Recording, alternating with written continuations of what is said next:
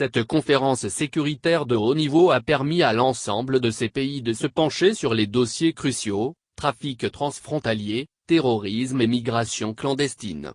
Le mardi et mercredi dernier, l'Algérie a organisé une conférence sur la sécurité au Sahel regroupant les pays du G5 Sahel, Tchad, Niger, Mali, Burkina Faso et Mauritanie. Depuis l'annonce d'Emmanuel Macron qui a mis fin à l'opération Barkhane au profit de Takuba, l'Algérie est sur le qui-vive en multipliant les rencontres diplomatiques secrètes avec les autorités françaises et russes pour trouver une stratégie sécuritaire commune au Sahel. C'est dans ce contexte que le mardi et mercredi dernier, elle a organisé une conférence sur la sécurité au Sahel avec les maux qui gangrènent cette vaste région, à savoir les trafics transfrontaliers, le terrorisme et la migration clandestine. Aujourd'hui, vu l'immensité de nos territoires qui échappent à tout contrôle, il y a toutes sortes de trafics, drogue, cocaïne, et la migration clandestine est devenue un fonds de commerce dans ce Sahel. Le terrorisme est à un niveau où aucun pays sahélien n'est à l'abri.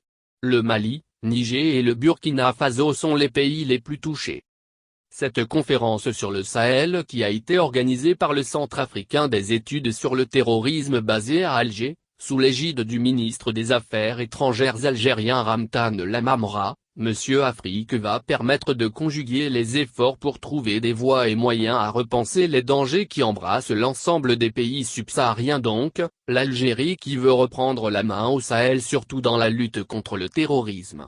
Pour ça, elle n'hésite pas à intervenir militairement en activant le comité d'état-major opérationnel, SEMOC, créé en 2010, destiné à lutter contre le terrorisme entre les pays du G5 Sahel.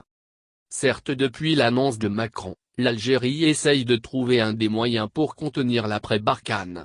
Mais elle est aussi d'une part responsable de ce chaos au Sahel car bon nombre des chefs djihadistes sont des anciens éléments du groupe islamique armé, JIA.